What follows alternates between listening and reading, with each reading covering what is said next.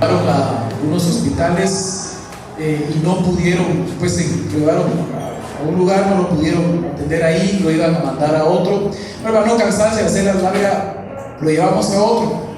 Y ahí pues los doctores hicieron varios exámenes, hicieron una radiografía de su estómago, él tenía mucho dolor de estómago, le hicieron una tomografía, le hicieron un ultrasonido y los respectivos exámenes de sangre, y los especialistas pues, lo que dijeron era que era una úlcera abdominal muy grande, ya se había perforado el duodeno, eso quiere decir que ya había una peritonitis, pero que no se podía operar por lo grande de la úlcera y que había que ponerle un tratamiento y esperar de 24 a 72 horas a ver qué pasaba. Pero él se seguía quejando y se seguía quejando, hermano, no aguantaba ya. Pasó más o menos como 24 horas con ese dolor muy muy fuerte y le pusieron en la vena, ahí en la vena todos los medicamentos que sabrán los médicos para quitarle el dolor y no se le iba. Yo para ese momento, hermano, ya empezaba a sentir que el Señor me iba a hacer pasar por una prueba fuerte, porque pues son pruebas esas fuertes que pasa el Señor. ¿Qué pasa? Que el Señor hace pasar a uno. Y yo estaba como cargado, fíjense, hermano, porque yo sabía que hacía falta un paso, que yo tenía que asegurarme que mi papá viene. Y como a eso de las 10, 9:30 de la noche del día viernes, ya solo estaba mi mamá y él ahí con mucho dolor. El Señor me empujó, hermano, a hacer lo que tenía que hacer. Conseguí aceite, una enfermera me consiguió y le dije: mira, vas a orar conmigo. Y para la gloria de Dios, Él estuvo dispuesto en su corazón. Hicimos la oración de aceptación, aceptó al Señor en su corazón, lo recibió esa noche.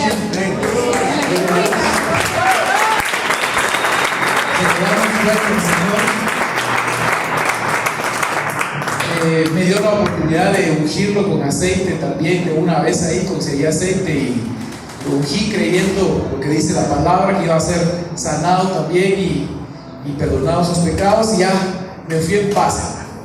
Dije, eso era lo que yo tenía que hacer, aunque yo sabía que posiblemente era lo último que había hecho.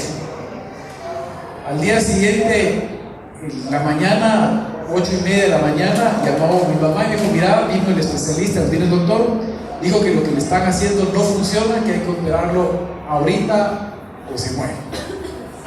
Dije, bueno, ya no me da tiempo de llegar, ya no lo voy a ver, pero ayer hice lo que tenía que hacer. Y pues entró a la operación, llegamos con mi familia y la operación estaba programada para 4 horas. Tenía que ver el doctor qué encontraba, no sabía con certeza qué iba a hacer, si podía sanar la úlcera, si podía ponerle un parche, si había que hacer algunos cortes y volver a entubar ahí los intestinos. Yo no sé cómo los médicos sabrán, ¿verdad? La cosa es que pues era una como expectativa, porque no sabíamos bien ni él tampoco qué era lo que iba a encontrar. Dije, pero bueno, yo ya con el temor y con la tristeza del caso, pero yo ya en paz, hermano, porque ya él es salvo. Y pues nos mandaron a la habitación, porque ahí cada media hora le van reportando a uno los médicos cómo van. A la primera media hora llamaron: mire, la anestesia ya está bien, la operación ya empezó, ahí le avisamos. La siguiente media hora, que ya era 1 hora, dice el doctor: mire, pasó algo que no me imaginaba, ya estamos cosiendo, ya terminamos, todo lo que se había visto en los exámenes no era. Vaya a la sala, a la recepción, a donde se espera ahí, ahorita voy a salir a explicarles qué era. Nos quitó la carga, hermano, fuimos y nos dijo el doctor: miren, la verdad es que los exámenes reportaron algo diferente a lo que yo vi.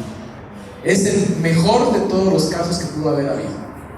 Era una hernia que estaba obstruyendo su intestino, pero no hay úlcera, no hay peritonitis, no está roto nada, simplemente le quitamos la úlcera y ya. Entonces dice, hermano, que ahí dije yo: Padre, tú hiciste un milagro, porque en el hospital donde está y con los exámenes que le hicieron y el doctor que lo estaba viendo, hermano, era imposible confundirse tanto. Entonces lo que creemos, hermanos, es que el Señor respondió a las oraciones, le sanó, dijo el doctor que teníamos papá para rato, y entonces fue una doble bendición porque la noche anterior él se convirtió y hoy está sano. En el nombre de Dios. Se está recuperando, ya ahí está. Gloria a Dios.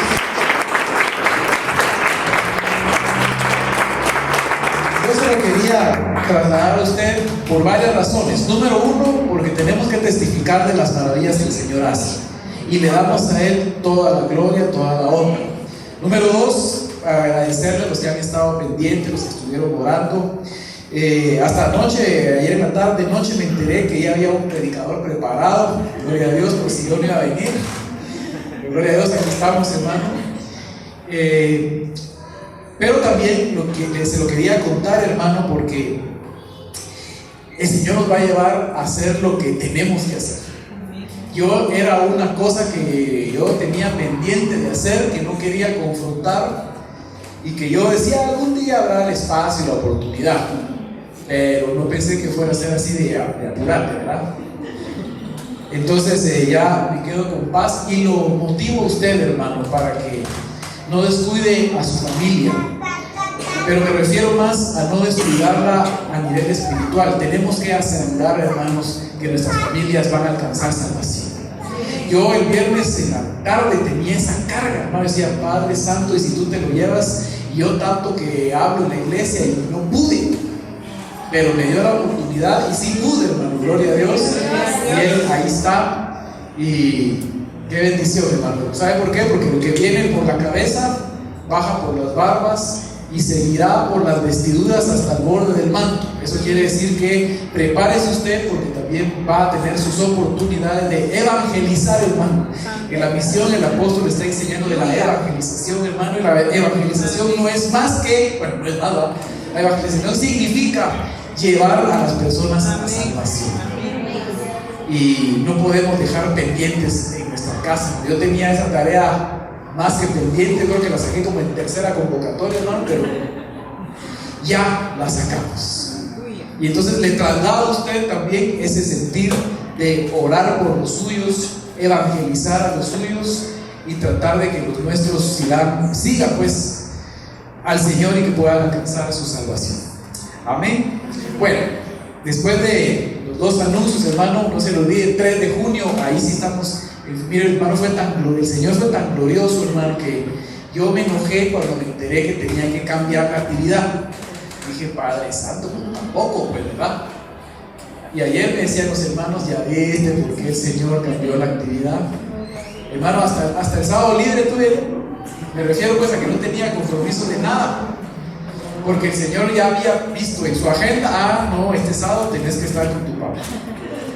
Y aunque yo había planificado otras cosas, me mandaron un dibujito, mi hermano José Enrique me mandó un dibujito que decía, llega Dios y todo lo cambia. Yo me enojé y después dije, Padre Santo. Él nos mira con ojos de amor, ¿no? Yo digo, ay Dios, estos, paciencia, si supieran. ¿Verdad? Entonces se lo comparto, hermano, con mucho gozo, y gracias por estar usted ahí al pendiente, gracias por su respaldo, y porque yo sé que lo que hacemos el Señor lo está avalando y lo está respaldando, hermano. Amén. Bueno, vamos a entrar a la palabra, hermano. Hoy quiero terminar, el tiempo que me queda, quiero terminar lo que había iniciado la semana pasada. ¿Se recuerda a alguien de qué empezamos a hablar la semana pasada? Empezamos a hablar de las ataduras de Egipto. Y yo le expliqué a usted brevemente el paso del pueblo de Israel, ¿verdad? Se recuerda cuando llegaron a Mara, lo que significaba Mara, después salieron de Mara, llegaron a Elim, lo que significa Elim, y después de Elim, ¿a dónde se dirigían ellos? Y ellos se dirigían al monte Sinaí.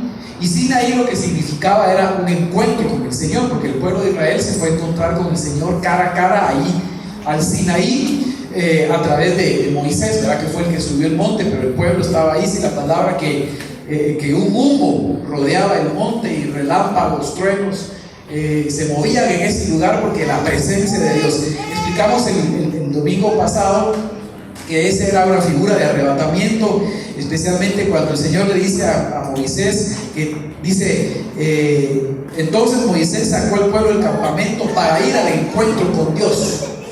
Pero hay un momento entonces donde ya tenemos que prepararnos, hermano, para ir al encuentro del Señor. Y habíamos visto entonces en ese momento que mientras el pueblo de Dios sale de Elim y va a Sinaí, es decir, va a encontrarse con su Señor, entonces ellos en Éxodo 16:13 dicen, y los hijos de Israel les decían, ojalá hubiéramos muerto en manos del Señor en la tierra de Egipto, cuando nos sentábamos junto a las ollas de la carne y cuando comíamos pan hasta saciarnos. Entonces estábamos recordando, hermano, el domingo pasado que increíble, porque cuando ya hemos incluso pasado por Elim, que era un lugar de bendición, restablecimiento, retomar las fuerzas, de descanso, y ya nos preparamos para encontrarnos con el Señor, se activan situaciones que todavía tenemos de Egipto. Se activan situaciones, hermano, de nuestro pasado, de cuando estábamos en el mundo, que posiblemente pensamos que ya habían estado solventadas, pero que de repente vuelven a surgir. Y entonces el domingo pasado hablábamos de la carne, ya explicábamos lo que era la carne. Complicado, hermano, el tema de la carne, porque en 2 de Pedro 2:20 decíamos, porque si después de haber escapado de la contaminación del mundo por el conocimiento de nuestro Señor y Salvador Jesucristo, de nuevo son enredados en ellas y vencidos, su condición postrera viene a ser peor que la primera. Entonces hay una complicación, hermano, en todos nosotros que ya conocemos a Cristo, que somos salvos por la sangre del Cordero, decía la profecía hoy, que venía Él derramando de su sangre, pero si somos enredados y vencidos en estas dos cosas que estamos hablando, dice entonces que el que caiga en una de estas, su condición va a estar peor que la primera. Y entonces la semana pasada avanzamos y hablamos de las ollas de la carne, pero hoy continuamos, porque dice acá, cuando nos sentábamos junto a las ollas de la carne, cuando comíamos pan hasta saciarnos. Entonces hoy quiero hablar del pan, pero del pan de Egipto, que el Señor nos lo va a cambiar. Ahí va a ver usted qué glorioso. El pueblo cambia el pan de la esclavitud por un pan de revelación. Bueno, hay muchos tipos de panes de bendición, ¿verdad? Hay pan de salvación también, y hoy vamos a comer el pan de la Santa Cena. Pero veamos entonces, hermano, qué interesante recordar por qué el pueblo, incluso cuando ya recibió bendición y va de camino a su encuentro con el Señor, a verlo al Sinaí, se le activan los deseos que él tenía arraigados del mundo, porque se recuerda, Egipto es figura del mundo. Entonces vayamos a ver un poco qué significa entonces el pan. Y va a ver usted, hermano, que es bien interesante. Si se recuerda de lo que hablamos de la carne, ¿verdad? Y para salir de la carne, lo que tenemos que hacer es andar en el Espíritu. Que nuestro pensamiento, que nuestra mente sea conforme al Espíritu, para aborrecer las obras de la carne. Ahí usted puede ahondar bastante en el libro de Romanos. Ahí Pablo explica a bastante profundidad los temas de la carne. Entonces vayámonos, hermanos, a Lamentaciones 5:6. Vamos a hablar entonces de este pan. Lamentaciones 5:6 dice: a Egipto y a Siria nos hemos sometido para saciarnos de pan.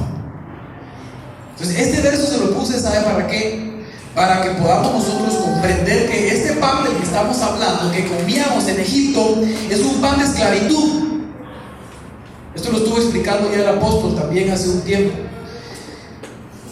Dice Lamentaciones 5:6, mire qué tremendo. A Egipto y a Siria nos sometimos, o nos hemos sometido para saciarnos de pan. Es decir, el mundo te va a dar un tipo de pan, pero ese pan del mundo esclaviza. Ese pan que el mundo te ofrece esclaviza. por eso es que cuando el pueblo del Señor ya iba de camino a Egipto, todavía se le antojaba comer de ese pan, porque todavía había esclavitud en sus corazones, a pesar de que ya habían salido. Acompáñenme entonces a Éxodo 13:3. Yo quiero explicarle ahorita qué significa en nuestra vida el pan de esclavitud. Hasta ahorita creo que me va siguiendo, ¿verdad? Las dos ataduras más importantes que podemos traer del mundo, entonces, número uno es la carne, es decir, acciones y situaciones de la carne, hermano, que esas son bien difíciles de desarraigar, pero hay que irlas rompiendo y rompiendo. Pero ahora vamos a descubrir que la otra atadura que tenemos de Egipto, que estoy seguro que a usted y a mí nos afecta bastante todavía, así como la carne, que renunciamos en el nombre de Jesús, es el pan de esclavitud. Éxodo 13:3 dice: Moisés le dijo al pueblo: recuerden este día en el que con gran poder el Señor los sacó de Egipto y los libró de la esclavitud. Oye, el Señor está recordando que el pueblo de Israel salió de la esclavitud de Egipto. Dice: comerán pan con levadura. Hoy van a salir en el mes de Abib. No comerán pan con levadura. Ya decía, pero ¿cómo que será el verso? Mire, entonces dice: recuerden este día en el que con gran poder el Señor los sacó de Egipto y los libró de la esclavitud. No comerán pan con levadura. Entonces quiere decir que en Egipto comían un pan que tenía levadura. Y usted sabe que la levadura es figura del pecado. El Señor está diciendo ahora que ya no son esclavos, ya no van a estar sujetos a la esclavitud del pecado. Les voy a dar otro tipo de pan. Ahorita les voy a explicar cuál es el pan. Hoy van a salir en el mes de Abib. Dice: cuando el Señor te lleve a la tierra de los cananeos, los hititas, los amorreos, los heveos, los jebuseos, tal como lo prometió a tus antepasados, que les daría una tierra que rebosa de leche y miel, seguirás celebrando esta fiesta el primer mes de cada año. Comerás pan sin levadura. Le cambiaron el pan. Es decir, dice, durante 7 días y en el 7º día harás una fiesta en honor al Señor. Entonces Éxodo me sirve para seguirle explicando que hay un pan entonces que comía el pueblo de Israel cuando estaba en Egipto, que era un pan de esclavitud.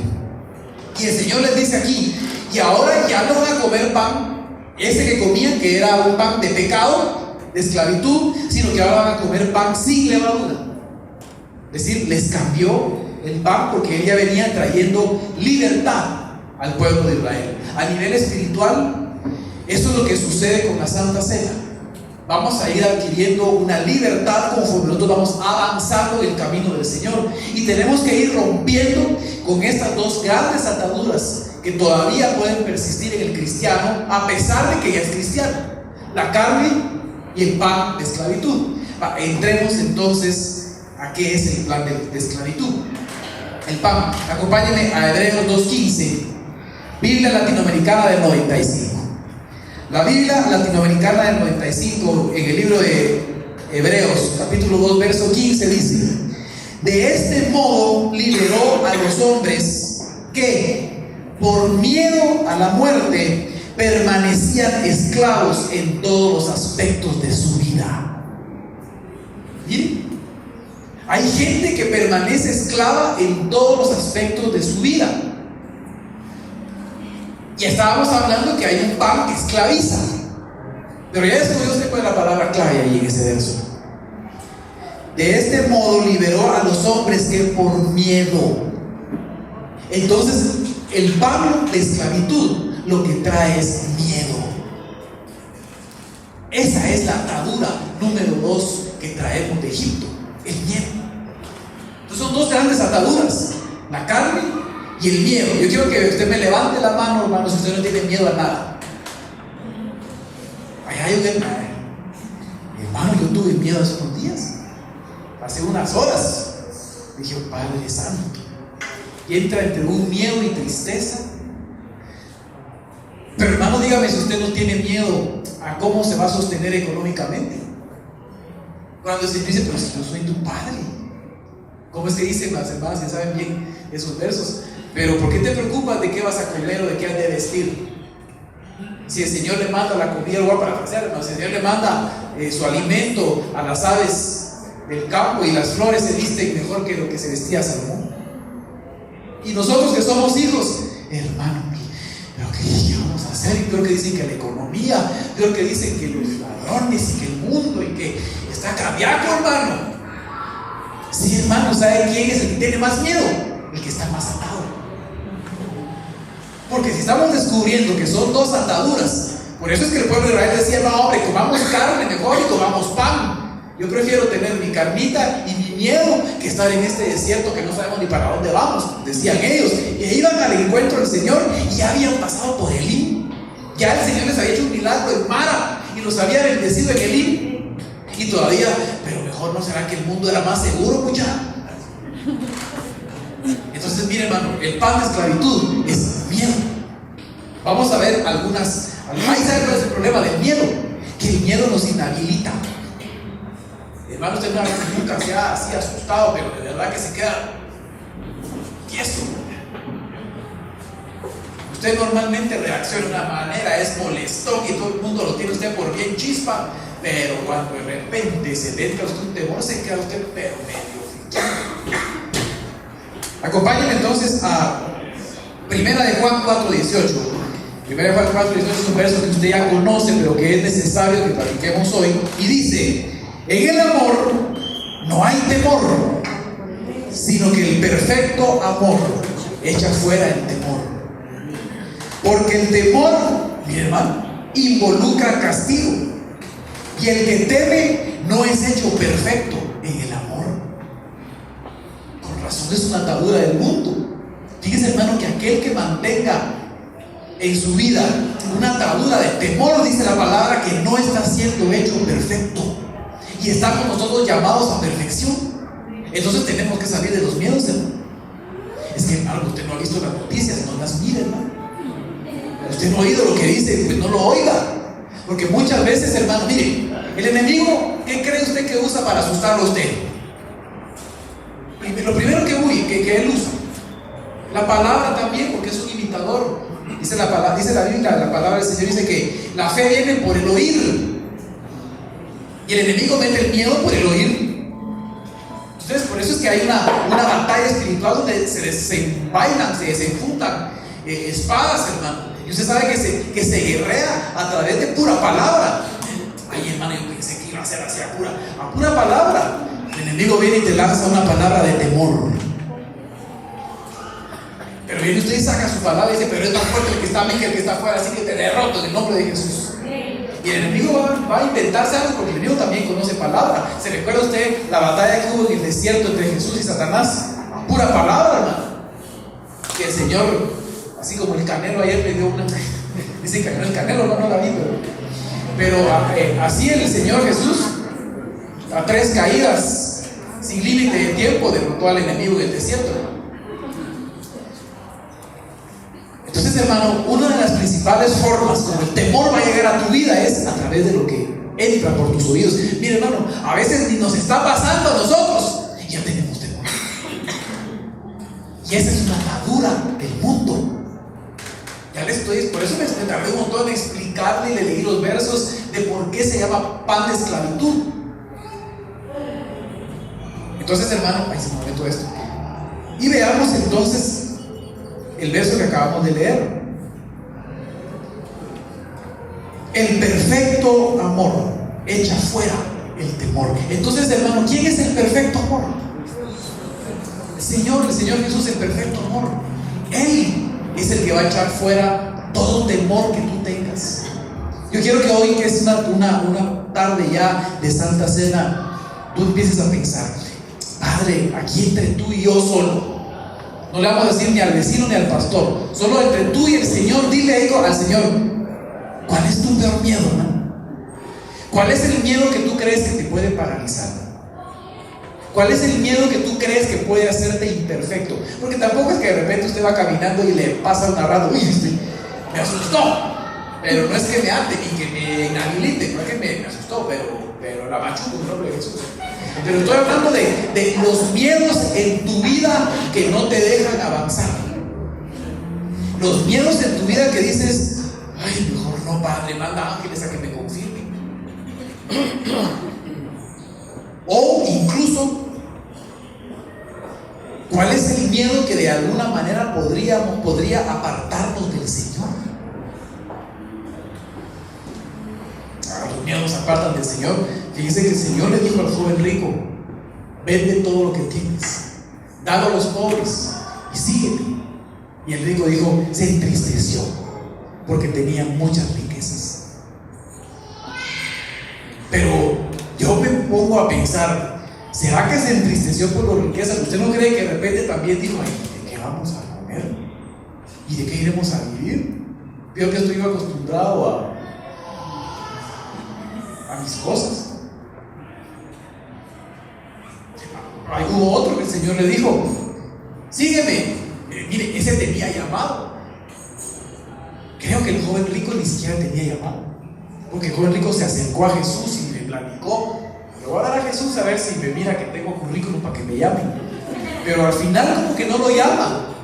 Él se ofrece, pero uno que sí lo llamó, hey, tú sígueme. Señor, ahorita voy, solo déjame que entierre a mi padre y a mi madre. No le deja que los muertos entierren a sus muertos.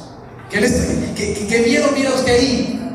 Ay, entonces tengo que dejar a mi familia antes que a ti, Señor. Y el Señor sí pide a la familia antes que Él. Él quiere el primer lugar. Y así podríamos ir nosotros descubriendo cuáles son tus miedos. Porque yo los míos, pues obviamente. ¿Por qué? Porque, hermano, podría ser que tú y yo estemos atados al mundo. Es decir, todavía estemos comiendo pan de esclavitud, porque hay una atadura que no hemos descubierto, que es un miedo que no hemos descubierto, que nos paraliza y que nos obstaculiza el seguir avanzando en las cosas del Señor. Lucas 1:9. Mire esto. Lucas 1:9. Biblia en lenguaje sencillo dice: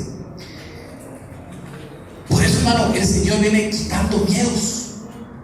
Yo sé que el Señor te ha ido quitando miedos, te ha ido quitando temores. Tú dices, ay, ¿qué me importa? Si Dios es mi Padre, que mire qué hace. Y sabes que lo bueno, que Él sí hace, hermano. Sí hace, hermano. Yo estoy convencido que sí hace. Lucas 1:9, la Biblia en lenguaje sencillo dice: los sacerdotes acostumbraban, miren, oigan, pongan atención a esa palabra.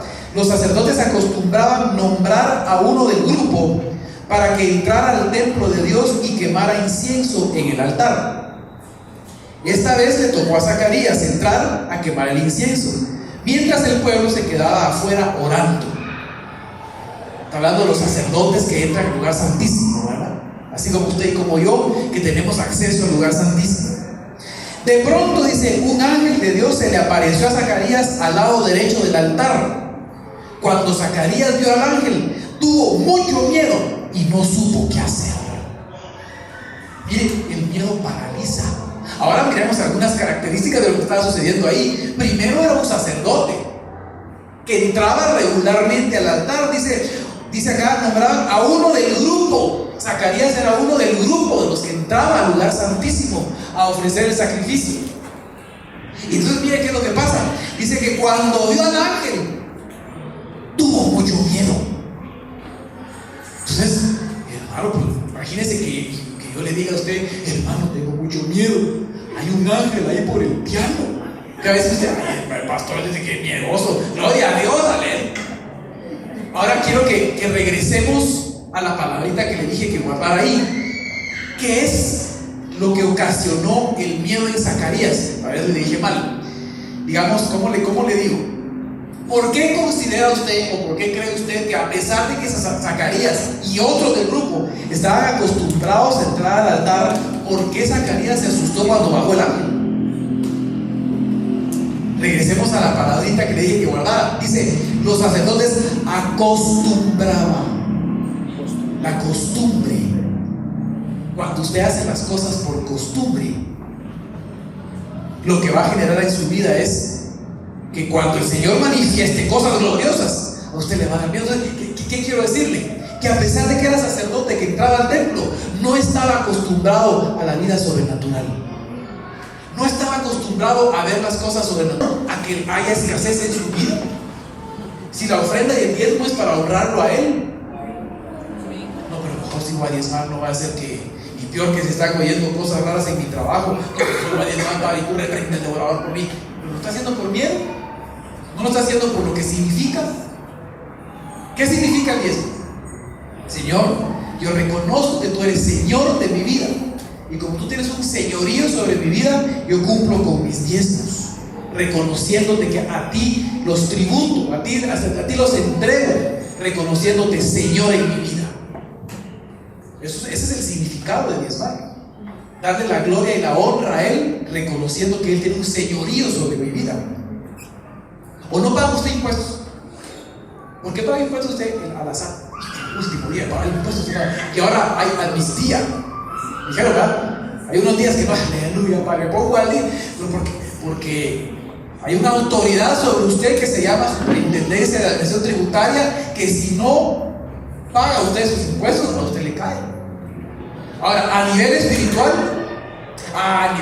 yo soy libre porque la palabra dice que si elijo libertad soy verdaderamente libre, entonces ahí se hago lo que quiera. No, dice la Biblia, traed mis diezmos al alfolí para que haya alimento en tu casa.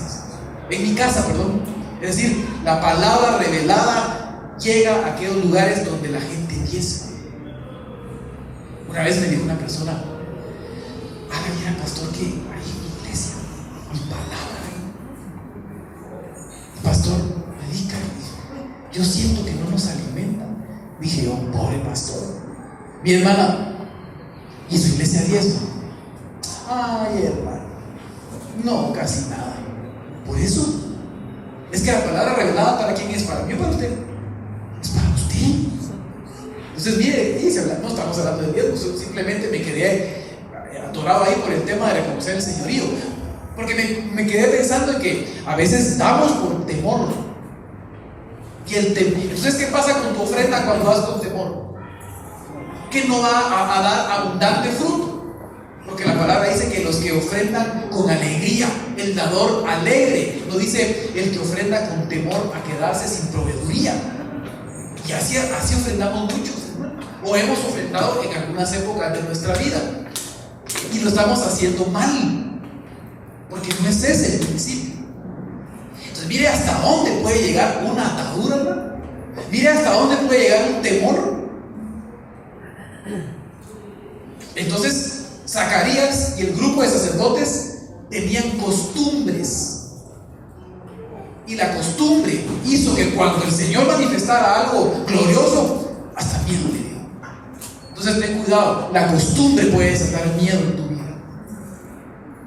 Cambiemos, Génesis 26:9. Ay, ya no me da tiempo, hermano. Dice, y llamó a Abimelech a Isaac y dijo, he aquí, ella es desierta. He aquí, ella es desierto tu mujer. ¿Cómo pues dijiste, es mi hermana? Te estaba cuadrando, estaba caído. E Isaac le respondió, porque dije, quizá moriré por causa de ella. ¿Qué tuvo Isaac? Miedo. Mire, hermano, dejó vendida a la esposa por miedo. Ay, si dicen que es mi esposa, no me matará a mí, no es mi hermana. Y suegro empezaron a decir los egipcios, perdón, cuñado, pues peor. Pero realmente, ¿cuál fue el problema de Isaac? Tuvo miedo. Pero mire lo que ocasionó el miedo en Isaac.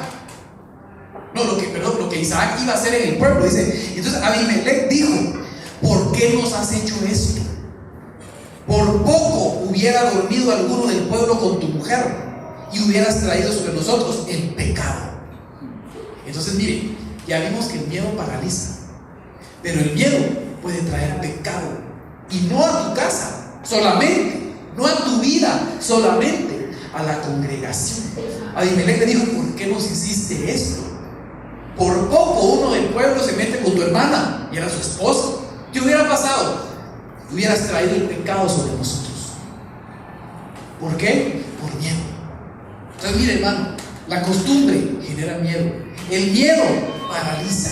El miedo puede traer el pecado sobre tu vida. Es que mi jefe me pidió que firmara estas órdenes de compra. Yo sé que el proveedor no está muy bien que digamos. Es cuate del gerente. Yo sé que, pero si no firmo, me van a echar. Voy a perder mi trabajo. ¿Y de qué voy a comer? Y en esta época del año, hermano, colegios, todo lo que hay que hacer. Madre Santo, Señor, no voy a poder seguir diezmando. Ahí voy a firmar. Y se echa la firma. Y por miedo a perder su trabajo, trajo el pecado sobre su vida. Porque él sabía que no debía de hacerlo. Tengo un amigo familiar que perdió su trabajo. Hoy lo estaba hablando con mi hermano. Perdió su trabajo porque lo querían hacer firmar cosas que él sabía que no estaban bien. Y dijo, no firmo. Pues te vas, pues voy. Y se fue. Y se quedó sin trabajo. Pero ahí el Señor lo está respaldando y le tiene que abrir puertas. Porque él se mantuvo. Pero a veces, hermano, hacemos. Ahí está la compañera de clases, tiene el chivo que yo te necesito. Madre, pero si saco el chivo, yo sé que eso no está bien para ti. Pero y si pierdo, me van a cuadrar y me van a quitar el privilegio de la iglesia, güey. Ya no va a poder cantar. Pásamelo, pues. Tu padre, tú sabes que es para la gloria de tu honra, Señor. Estoy poniendo ejemplos así caricaturescos, hermano, pero usted y yo sabremos cuáles son las tentaciones que nos llegan por miedos. Hermano, háblele a su esposa. ¿Por qué no sabe? Saque la Biblia, hermano, dígale, sujétate en el nombre. Son bromas. No, y hermano, usted no le tenga miedo a su varón. Si no está sujeto a Cristo, póngase de abrigo. En el amor, ¿verdad? En el amor. Porque eso dice la palabra. Varones están sujetos. ¿Cómo que vos me estás diciendo que te prefiera a vos que a mi Señor? ¿Sabes qué? Orar por vos. Y ahí lo bendice y lo convierte. Pero a veces por temor podemos abrir puertas al pecado. Miren que cree que la atadura esa está bien solapada.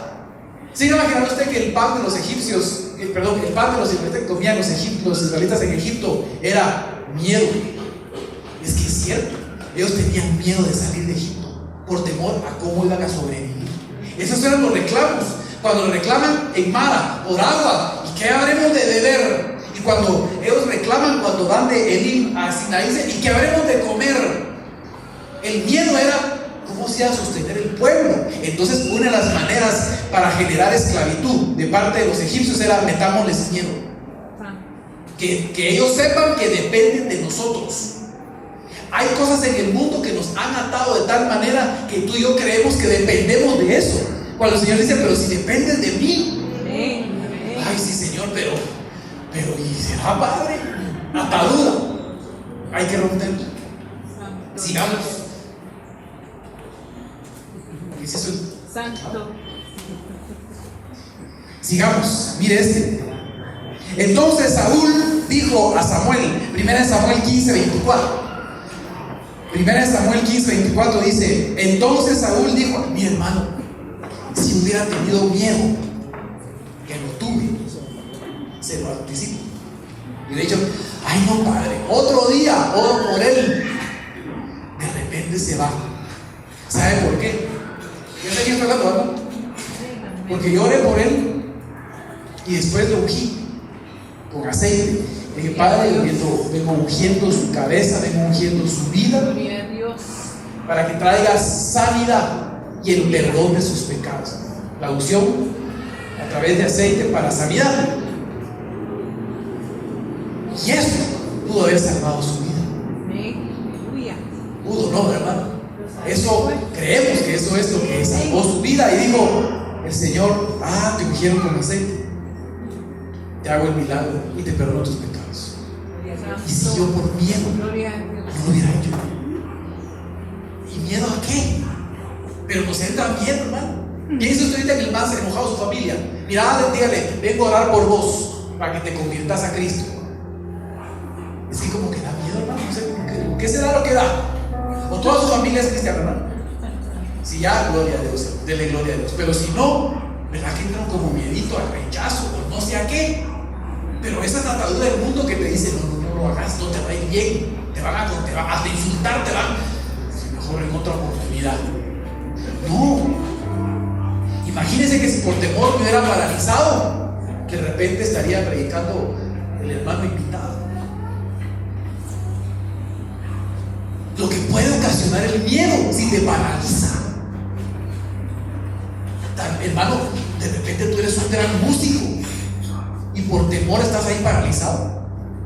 De repente eres un gran predicador y por temor estás ahí paralizado. De repente eres un gran ministro, un gran pastor y por temor, padre, ¿será que yo lo entiendo, hermano? A mí ya me ha pasado, pero y de repente, ¿no será que hay algo que no está fluyendo en nuestra vida porque hay algún temor?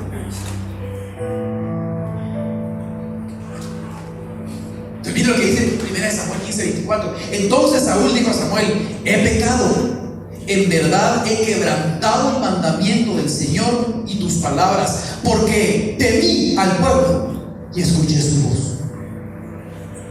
Ahora pues te ruego que perdones mi pecado y vuelvas conmigo para que adore al Señor. Entonces, mira lo que está diciendo Saúl: porque temí al pueblo y escuché su voz. ¿Sabe quién es ese? Ya usted sabe quién es, ¿no? Usted le revela el Espíritu Santo. Mi hermano, yo sé que usted está molesto por los temas que le estoy dando y le pido perdón.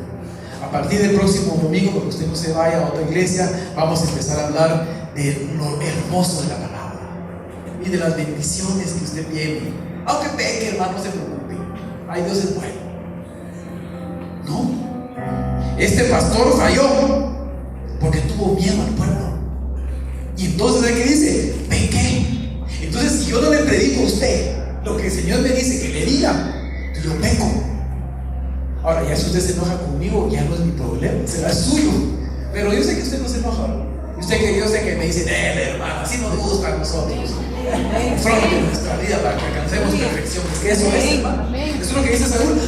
Temí al pueblo y escuché su voz. ¿Qué dijo? ¿Qué pasó entonces? Que el que empezó a gobernar fue el pueblo. Le empezaron a decir a Saúl: no deberías de hacer esto, hacer lo otro, hacer aquello. Y Saúl: sí, ¿verdad? Pero si se me enojan esto, amén. Y después le dice: no, reconozco que pequé. O sea, hermano, que si tú no haces lo que tienes que hacer por miedo, se te toma en cuenta como pecado. El pecado ya no es lo que tú pensabas que era. Si ya te pusieron a hacer algo, eso lo estoy recibiendo ahorita, hermano. Usted no mira porque está bajo la camisa. Pero si usted lo pone a hacer algo y no lo hace por temor, le va a ser tomado en cuenta como pecado. Eso dice la Biblia y la revelación del Espíritu. He pecado, en verdad he quebrantado el mandamiento del Señor y tus palabras, porque temí al pueblo y escuché su voz. Y él reconoció que había pecado. ¿Por qué? Porque temió al pueblo. Ahora pues te ruego que perdones mi pecado y vuelvas conmigo para que adore al Señor. Es decir, ni adorar podía entonces. ¿Por qué? Porque había pecado. Mire esa atadura del mundo, que seguramente yo pienso que no la teníamos tan clara que digamos, pero es el miedo. La carne y el miedo no tienen que ser derrotados ya en este tiempo. Miremos la última, y con eso se prepara usted para la Santa Cena. Mateo 25:24. Mateo 25:24 dice: pero llegando también el que había recibido un talento, dijo: Señor, yo sabía que eres un hombre duro, que ciega donde no sembraste y recoge donde no esparciste. Y tuve miedo y fui y escondí tu talento en la tierra. Mira, aquí tienes lo que es tuyo. Pero el Señor respondió y dijo: siervo malo y perezoso, sabías que ciego donde no sembré y que recojo donde no esparcí. Y usted sabe que sí. Hubieras puesto por lo menos el talento en el banco. para que cuando yo viniera, aunque sean los intereses de Dios. Pero mira, a mí lo que me impresiona de esto son varias cosas. El siervo dice: yo sabía, o sea que el siervo lo conocía, sabía cómo era su amo, sabía que le iba a pedir cuentas, sabía que le iba a pedir cuentas de ni siquiera lo que le había dado. ¿Usted sabe cómo es su jefe, no? Yo conozco a mi jefe bien, bueno, yo sé que hasta me va a preguntar ni lo que me dijo, ni lo que me explicó, pero como yo voy un paso adelante, ya sé yo que así es el día. Usted no puede decirle: ay jefe, yo no sabía que usted me iba a preguntar eso. Tiene que ir usted. Entonces este siervo a mí me impresiona porque dice: yo sabía cómo eras, sé que eres duro y que me ibas a pedir cuentas, pero tuve miedo de las cuentas que me ibas a pedir. Es que, ¿de qué tuvo miedo, hermano? ¿Del talento o del siervo? ¿O del amo? ¿O de su señor? Yo no creo que tuvo miedo del talento. Yo creo que tuvo miedo de rendirle cuentas a su señor. Entonces dijo: no, y mejor, ¿saben qué? Que ni se me arruine el talento, lo voy a guardar. Y cuando venga, aquí está tu talento. No, pues que yo te di el talento no para que me lo volvieras, sino para que lo multiplicaras. Y entonces le dice: siervo malo y perezoso. Y dice la palabra que lo echa. No sé en qué versión dice ahí, que lo echa al crujir de dientes, a la verdad. En el 30 está. Es que ya no tengo ese pedazo. ¿Alguien que lea el 30? Y a ese siervo inútil échenlo afuera, a la oscuridad donde habrá llanto y rechinar de dientes. Mire, hermano, Santo Dios. no le dice: y mándenlo al cuartito a que lo liberen los ángeles. No, lo saca. Yo me atrevería a decir, no es doctrina ni nada, simplemente es un pensamiento que le voy a compartir, pero me atrevería a decir que este siervo perdió su salvación por temor. Porque es que ¿a dónde lo saca? Al llanto, al crujir de dientes, a la oscuridad. Y se veía que nada tiene que ver la luz con las tinieblas. O sea que no lo mandó a un lugar intermedio, hermano. Lo sacó. Y era siervo y conocía a su amo. Y el miedo. Pero ya no piense en el talento, hermano. Si usted tiene un talento, yo lo voy a haber multiplicado. Ya no piense en el talento. Piense en lo que puede pasar si el miedo hace que usted no mueva su talento. Hermano, aquí salen 4 grupos de alabanza. Aleluya. No creo que salgan 4 grupos de alabanza, pero sí creo que pueden salir músicos, cantores, predicadores, discipuladores, lideradores, un montón de gente, hermano. Es que, mire, hermano, ¿quién soy yo para tener talento y usted no? No talento. ¿Sí me entiende, hermano? El Señor ha puesto talentos en nuestra vida, yo lo creo. ¿Y usted por qué? Yo estoy seguro que usted tiene talentos. Y seguro que tiene diferentes talentos a los míos. Y los talentos donde usted es poderoso es más poderoso que otro que no tiene ese talento. ¿Por qué? Porque tenemos que complementarnos. No todos somos ojos. No todos somos. Yo tengo que profetizar también, hermano. Si mi esposa profetiza, yo también no. Ella que profetiza, no le digo, yo en serio, entre los dos hay palabra profecía y hay palabra pastoral. Y mi hija toca, hay alabanza y adoración. Pero mire, los talentos tienen que compartirse. Hermano, ya hay quien toque. Y si usted el talento se le da para tocar. Hermano, ¿y con usted cuándo va a predicar yo? Hermano, va a predicar a su casa. Hagamos un discipulado ahí en su colonia, entrémosle. Es época de evangelización. Donde esté usted, evangelicemos. Arme usted con las del Muchubal, pida media hora. Mire, señoras, me dan media hora en el Muchubal para hablarles de Cristo. ¿O le da miedo, hermano? Es que sí da miedo, hermano. Ese es el problema. Los de la U, muchachos, tengo algo que decirles de parte del Señor Jesucristo. Él ya viene y ustedes paganos no se han convertido. Se hablaba Jeremías, hermano, Jeremías hablaba duro. Jesús también, sepulcros blanqueados. ¿Cómo sacaron del templo a cuentazos? ¿Cómo el Señor a los del templo? Señores cuadrados, eso es como hablan así. El mismo Pablo se estaba cuadrando a Pedro cuando Pedro andaba banqueteando con los paganos. Es que me sacan del grupo de chat, hermano, ya no me entero entonces. Es que lo saquen. Arme usted otro donde diga bendecidos por Cristo y ahí le tira a usted sus mensajes. Usted no sabe si tiene el don del evangelismo, ¿no? Deje el don, el ministerio evangelístico. Pudiera haber aquí un evangelista primario que no se ha animado por miedo.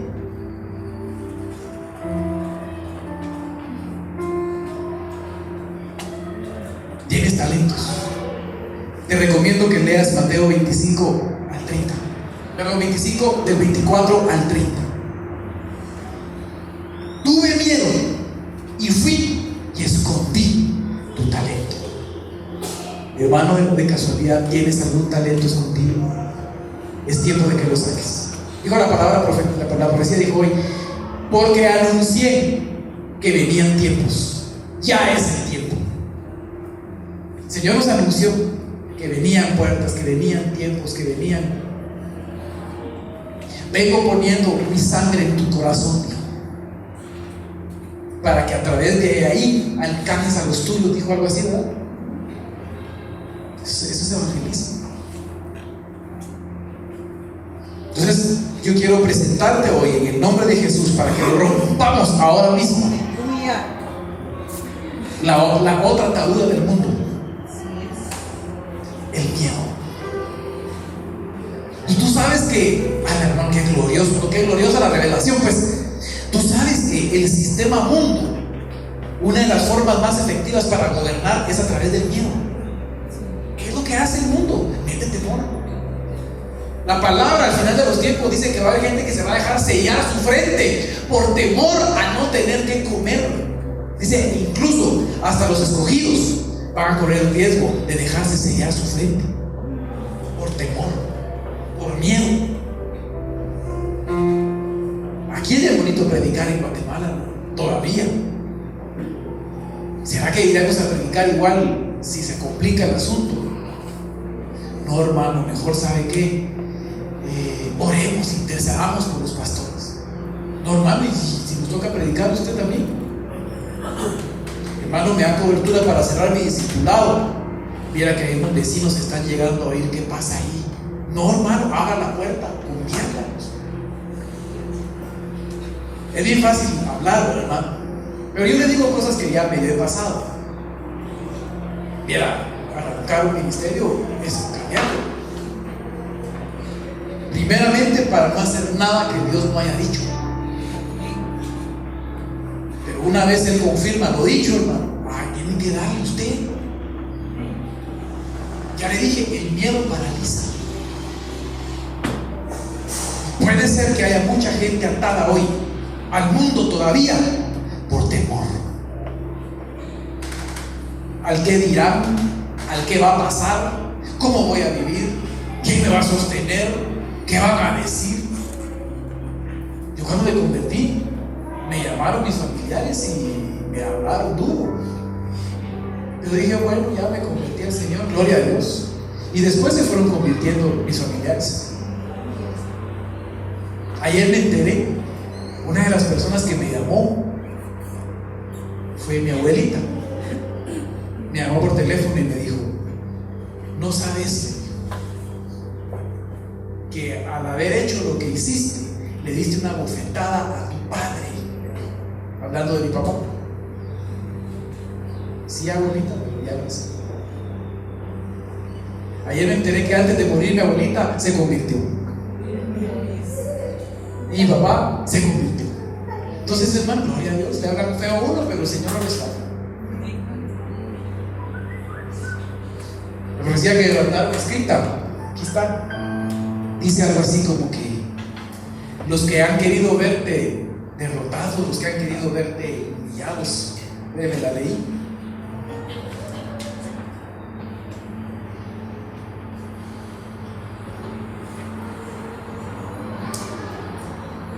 Quedarán humillados. Ay, no lo entiendo, no lo encuentro. Los que te rechazaron, dice el Señor, quedarán humillados. ¿Te han rechazado, no? A mí no me hables de las cosas del Señor. Aleluya. Pandereta. Hay un día donde, disculpamos, no es para mí. Hacer cita. estás en cola. ¿Te acordás aquel día en la mesa de la cafetería de la universidad que te quería hablar de Cristo y me humillaste? ¿Te acordás? Pero yo te amo en el nombre de Jesús. De mí voy a hablar por vos. Así le tiene que decir usted. ¿Te acordás cuando me insultaste porque me convertí al cristianismo? Pero ahora te voy a bendecir. Ahí va a llegar la gente, hermano, necesitada. Es tiempo de que la gente se va a empezar a quebrantar. Y sabes, nada más y nada menos, quién es el que está siendo preparado para atenderlos. ¿Solo uno, hermano? Dígame usted, amén. Para eso está siendo equipado usted, para hacer la obra del evangelio, ir y hacer discípulos a las naciones, bautizándolos en el nombre de... ¿A quién le dieron esa orden? A los apóstoles, hermano, a los discípulos. ¿Usted es discípulo o es multitud? Si es multitud, observe las maravillas y observe el arrebatamiento y observe a Cristo en su segunda venida. Pero si es discípulo, vaya y participe y va a venir juntamente conmigo.